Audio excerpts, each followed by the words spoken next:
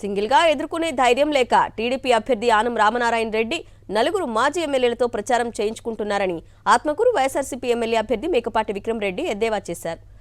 జగన్ చేపట్టిన సంక్షేమ పథకాలే మరోసారి గెలిపిస్తాయన్నారు. జగనన్న సైన్యంతో పెట్టుకుంటే ఎలా ఉంటుందో ఫలితాల రోజు టీడీపీకి అర్థమవుతుందంటున్న విక్రమ్తో మా నెల్లూరు ప్రతినిధి వెంకట్ ఫేస్ టు ఫేస్.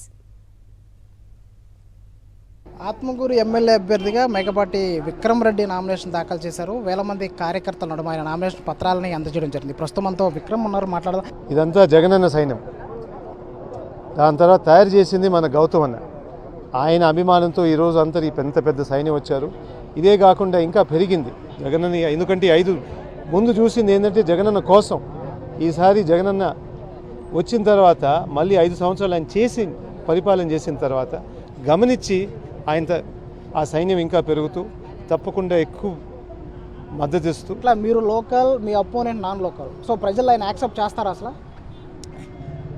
ఇప్పుడు పడలేదు. 2014లోనే ఆ ఎలక్షన్లోనే అప్పుడే ప్రజలు తీర్పిచ్చారు. అంత చేసిన అభివృద్ధి చేశాను అన్నాడు కదా, అప్పుడే 8,000 ఓట్లు ఇచ్చినారు. ఈసారి ఎంత వస్తే లెక్క పెట్టు. ఒక్కరి బలం సరిపోలేదు. 4గురిని తీసుకొచ్చినారు, 5గురిని తీసుకొచ్చినారు. అది కూడా సరిపోకపోలేదు. వాళ్ళకి ఇప్పుడే అర్థమైపోయింది. అందుకని రకరకాలుగా ప్రభావాలు పెట్టి ప్రయత్నిస్తున్నారు. అంతే తప్ప ఒక్కడు మన జగనాన్ని దిగొట్టుకోవడానికి ఎన్నో మంది వస్తున్నారు. కాబట్టి ఎన్ని మంది వచ్చినా కానీ ఉండేది ఆయనతో ప్రజలు, అది మర్చిపోతున్నారు. తప్పకుండా గెలిపిస్తారు. మన ముఖ్యమంత్రి గారి పరిపాలన చేసింది ఈరోజు నమ్ముతున్నారు ప్రజలు. ఎవరి చేతిలో భవిష్యత్తు బాగుంటుందని. అందుకు మేము నమ్ముతున్నాం. ఆ ఫోర్స్ అనేది ఈరోజు ఉండేది జగన్ అనే ఫోర్స్ ఈరోజు తయారైంది ప్రజల మధ్యలో. మన ముఖ్యమంత్రి గారు పిలిపించారు, పెద్ద పిలుపు.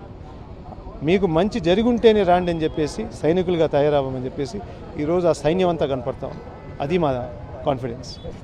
సో మొత్తంగా సీఎం జగన్ ఆశీస్సులతో ఆత్మకూరు నియోజకవర్గంలో భారీ మెజార్టీతో గెలుస్తారని ఎమ్మెల్యే విక్రమ్ రెడ్డి చెప్తున్నట్టు పరిస్థితి కనిపిస్తుంది. కెమెరా ప్రసాద్తో వెంకట్, సాక్షి టీవీ, ఆత్మకూరు నుంచి.